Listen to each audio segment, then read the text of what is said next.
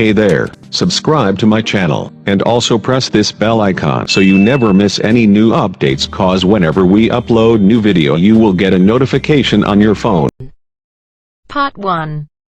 Questions 1 to 4. You will hear a talk about a museum. You should answer the questions as you listen because you will not hear the recording a second time. First, you have some time to look at questions 1 to 4.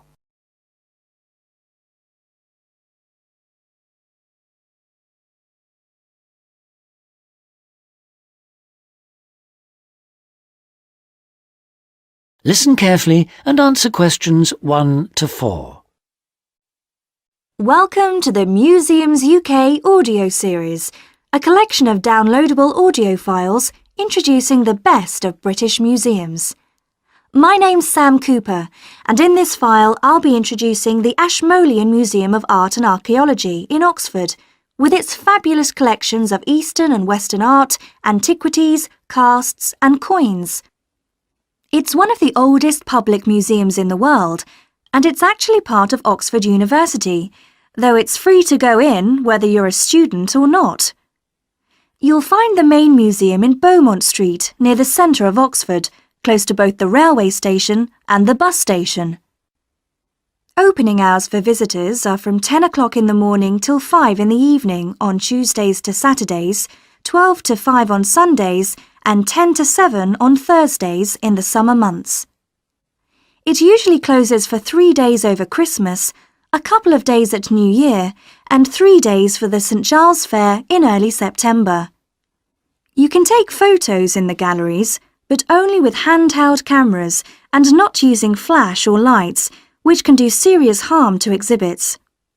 Also, as long as you follow all the copyright regulations and you get permission from the staff on duty, you can ask for antiquities documents of less than 100 years in age to be photocopied, at a cost of 5p per A4 sheet. Before you hear the rest of the conversation, you have some time to look at questions 5 to 10.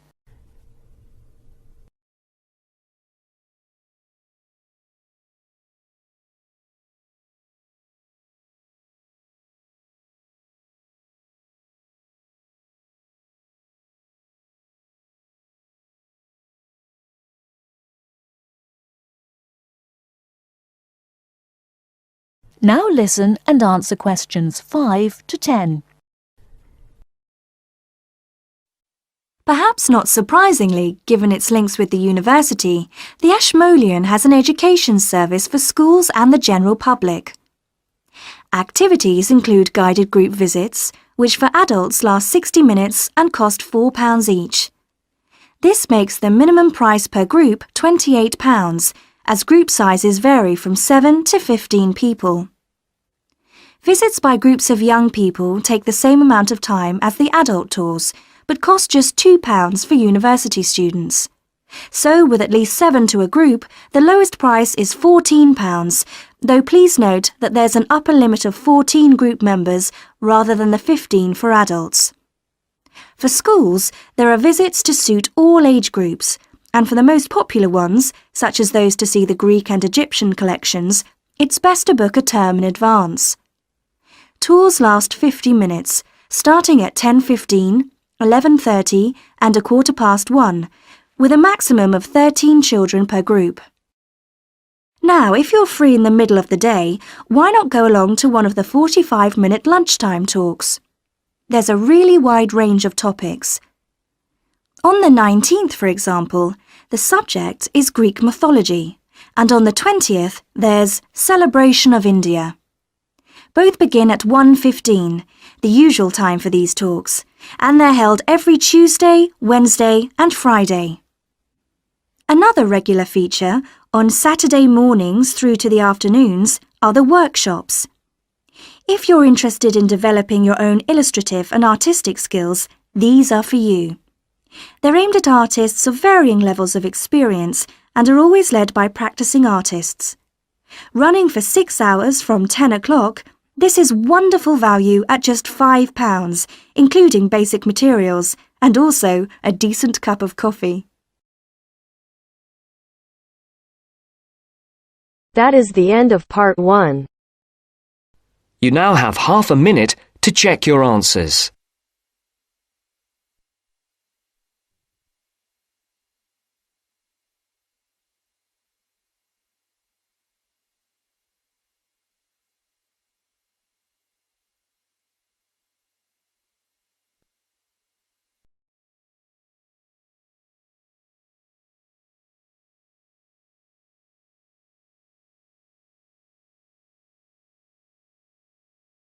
Now turns to part 2. You will hear a man giving some information about transport in London. You now have 30 seconds to read questions 11 to 15.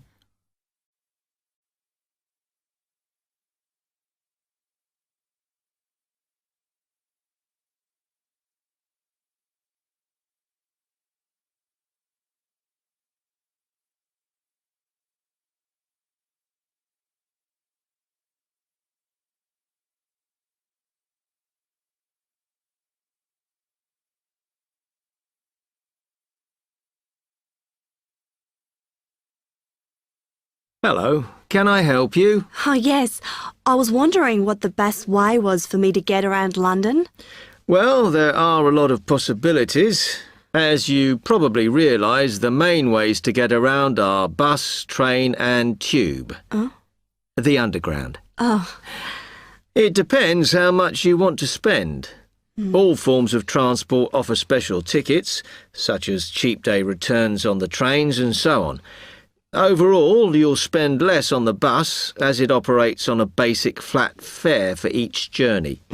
But of course it may not go to where you need to travel to. The mainline trains only operate in the outlying areas, though a few cross London, whereas the tube has stations which are placed in central areas of the city, close to the main sites and shops. Obviously there are more bus stops, but you will probably have to change buses to get where you want, which can be inconvenient. You will find that the buses are mainly in the central areas, but some tube lines go quite a long way out of London, so you could use this for longer journeys. Having said that, the tubes do get very crowded, so you should use the train if you want to sit down. It does depend where you're travelling to. Well, I'm living on the outskirts, but I have to travel into London to college every day, and then around London when I'm here. OK, so time is going to be an issue for you. The tube should be fast crossing London, but quite honestly, there are so many delays that it's not very efficient. Again, the train has fewer stops, so is probably your quickest option to get to and from college. Of course, which service you use might depend on how frequent it is. I mean, the trains might only be every 20 minutes or whatever, but a timetable is published to save you hanging around. There are a lot of tube trains at busy times of day, but fewer at other times. Whereas the buses run every 5 minutes through most of the day, and there are night buses. But you'll need to check out your route first. You now have 30 seconds to read questions 16 to 20.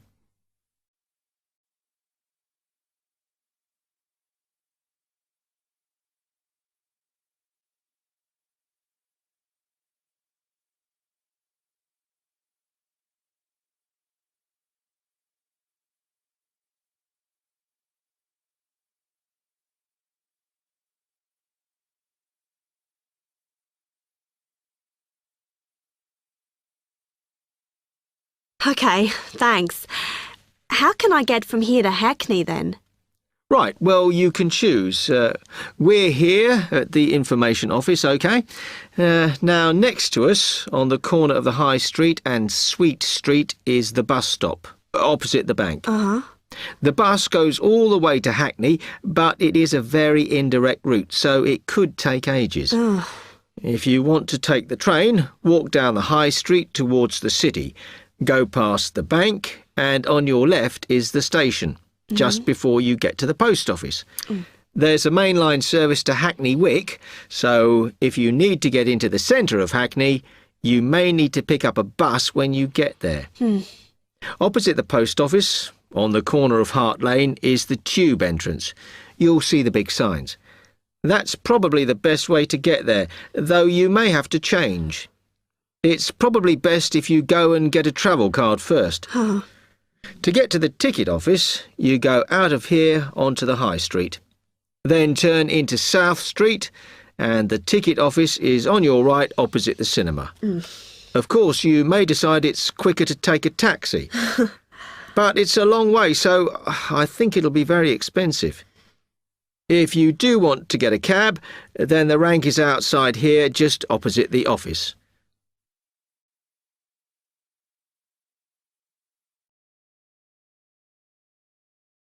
That is the end of part 2. You now have half a minute to check your answers.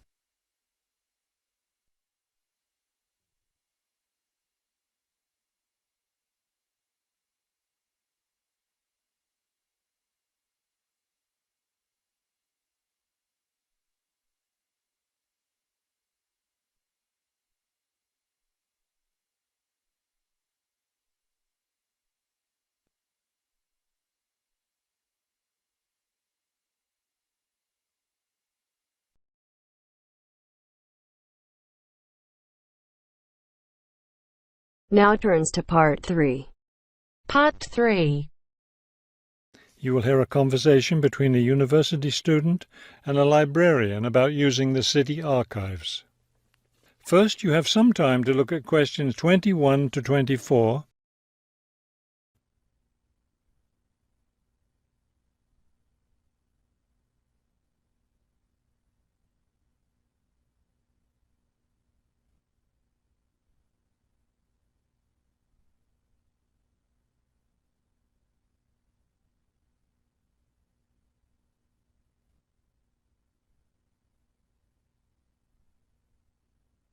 As you listen to the first part of the conversation, answer questions 21 to 24. Hello.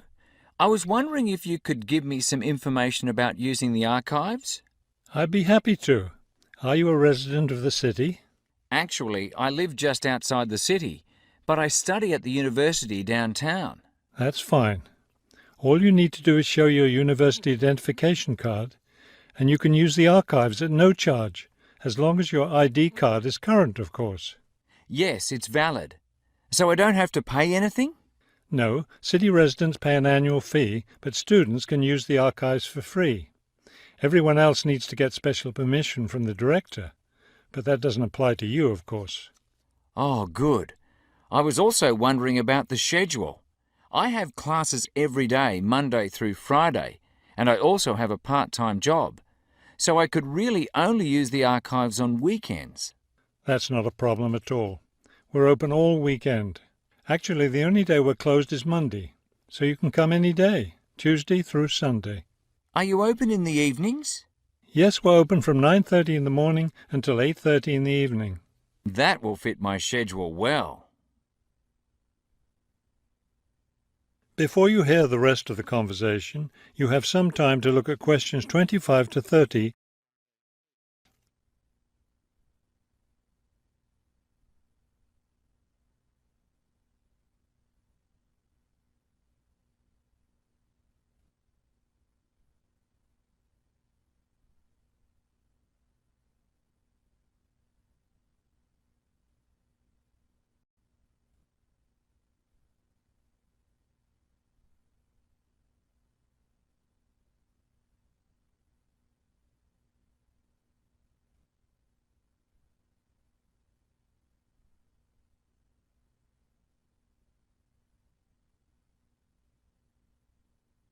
Now listen and answer questions 25 to 30.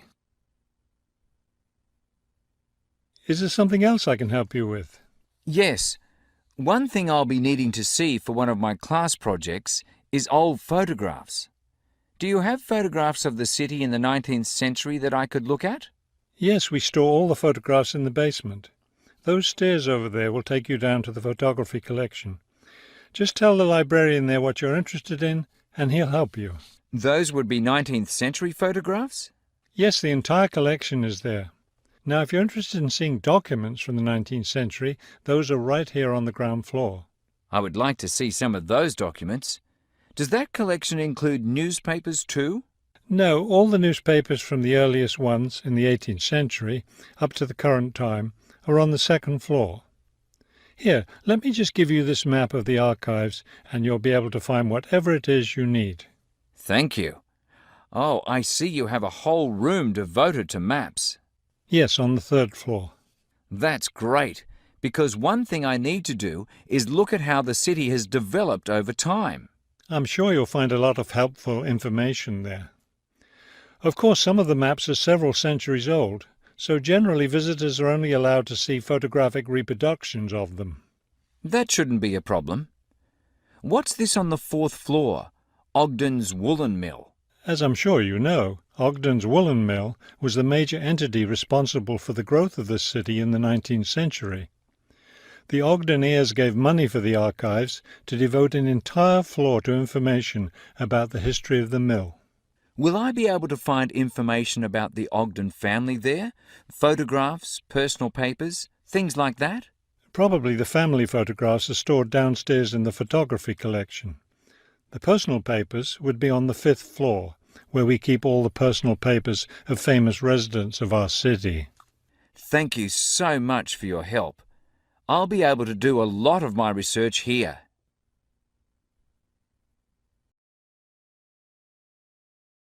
That is the end of part 3. You now have half a minute to check your answers.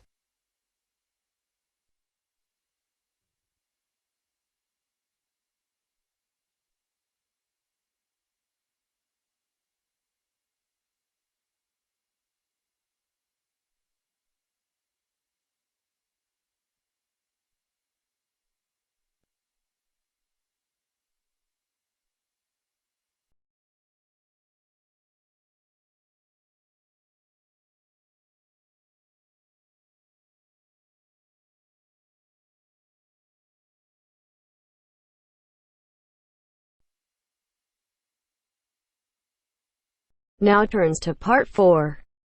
Part 4. You will hear a lecturer talking about the importance of laughter.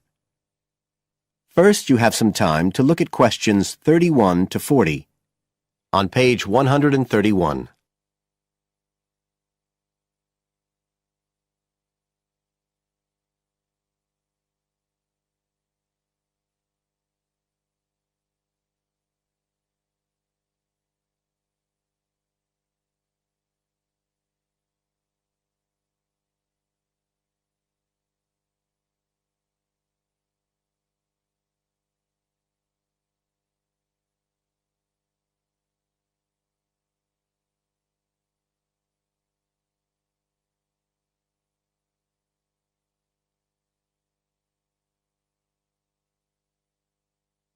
Now listen carefully and answer questions 31 to 40. Good afternoon, everybody.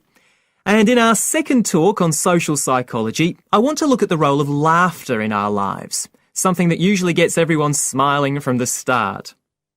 So, first of all, I'll start by looking at the actual nature of laughter. Well, when someone laughs, you've got movement of the muscles of the face and the chest, and you've got sound formed when the air's forced out of the body as part of this process. So we're talking about a physical activity. But obviously, other things are involved as well, and this is where it gets more complicated. Laughing isn't something that you normally decide to do, so it's not voluntary behaviour like ordinary speech. Instead, it's regulated by our instincts, rather like the singing of a bird or the roaring of a lion. And once you start to laugh, it can be quite hard to stop. That's not always under your conscious control either. But why do we laugh? Because we find something funny, most of us would say. But in fact, it appears that laughter has little to do with jokes or funny stories. Only about 10% of laughter is caused by things like that. One suggestion is that human laughter may have originally started out as a shared response to signal relief at the passing of danger. And it's true that even these days, laughter's rarely an activity carried out by an individual on his or her own. In fact, people are 30 times more likely to laugh when they're with other people than when they're completely alone. Laughter still seems to be a kind of social signal. It occurs when people are in a group and they're comfortable with one another. And it seems likely that laughter can result in the creation of bonds between the people in the group. And it's precisely because of this social aspect of laughter that people like public speakers and politicians often try to get their audience to laugh. It encourages their listeners to trust them and to connect with them. But this kind of thing, controlling the laughter of a group that is, indicates that there's a link between laughter and power. And this is supported by several studies that indicate that bosses use humour more than their employees. And research has also shown that female listeners are likely to laugh much more if the speaker is male. So it appears that there are gender issues associated with how much we laugh. I should also point out that laughter can be used as a negative signal as well as a positive one. I think we've all probably seen evidence of a group using laughter to exclude someone, to emphasise that they are not accepted. So it's not always a positive type of behaviour either. So what all this goes to show is that laughter is a very, very complex issue.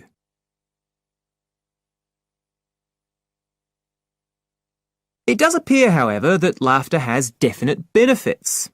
If we look first at the psychological aspects, we know that people often tend to store negative emotions such as anger, sadness and fear, rather than expressing them. And it seems that laughter provides a harmless way for the release of these emotions. But there are also clear physical effects that have been monitored too. For example, laughter is good aerobic exercise. It speeds up heart rate and respiration and raises blood pressure. One researcher suggests that 100 laughs a day is the equivalent of 10 minutes jogging. Laughter also helps prevent the stress that so many people suffer from today, which results from the faster pace of life and all that goes with it.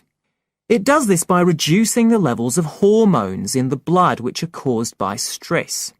And in addition, it is known to increase the levels of chemicals that protect the body from infection or pain, and so it helps to boost the immune system. One interesting study showed that people who had had surgical operations asked for fewer painkillers if they'd been viewing comic films.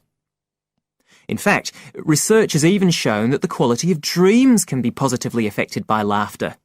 A good laugh 10 minutes before going to sleep can prevent you from having bad dreams and give a much more pleasant and restorative night's sleep. So there's now little argument that finding things funny and enjoying a good laugh is extremely beneficial to us all. What we need to consider now are the ways in which laughter can be used as a treatment for people who... That is the end of part 4. You now have half a minute to check your answers.